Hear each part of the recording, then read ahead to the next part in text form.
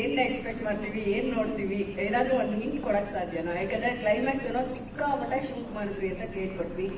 ಅದಕ್ಕೆ ಅಂತಾನೆ ತುಂಬಾ ಇನ್ವೆಸ್ಟ್ ಮಾಡಿದ್ದಾರೆ ನಮ್ಮ ಮೆಹತಾ ಸರ್ ಅಂತಾನು ಕೇಳ್ಕೊಟ್ವಿ. ಸಿಕ್ಕಾಪಟ್ಟೆ ಶೂಟ್ ಮಾಡಿಲ್ಲ, ಬೇಕಾಗಿರೋದನ್ನೇ ಚೆನ್ನಾಗಿ, ಅಂದ್ರೆ ಅದ್ರಲ್ಲಿ ನಾವು ಯೂಸ್ ಮಾಡಿರುವಂತ ಟೆಕ್ನಿಕಲ್ ಎಕ್ವಿಪ್ಮೆಂಟ್ಸ್ ಗಳಿದಿಲ್ಲ, ಅದು ವಿಶೇಷವಾಗಿರುವಂತದ್ದು. ಒಂದು ಮೋಕೋ ಬಟ್ ಅನ್ನುವಂಥದ್ದು ಒಂದು ಎಕ್ವಿಪ್ಮೆಂಟ್ ಇದೆ. ಅದರಲ್ಲಿ ಒಂದು ಡೈಲಿ ಒಂದು 3 to 4 ಶಾರ್ಟ್ಸ್ ಅಷ್ಟೇ ತೆಗಿಯೋಕ್ಕಾಗ.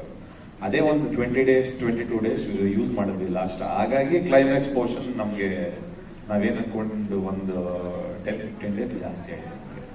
ನಾವು ಸ್ಕ್ರಾಚಸ್ ತೋರಿಸಿದ್ವಿ, ಅಂದ್ರೆ ರಿವರ್ಸ್ ಸ್ಕ್ರೀನ್ ಪ್ಲೇ ಬಂದಿದ್ವಿ. ಏನಕ್ಕೆ ಬ್ರೇಕಪ್ ಆಯ್ತು ಅಂದ್ಬಿಟ್ಟು ಸ್ಟಾರ್ಟ್ ಮಾಡಿದ್ವಿ.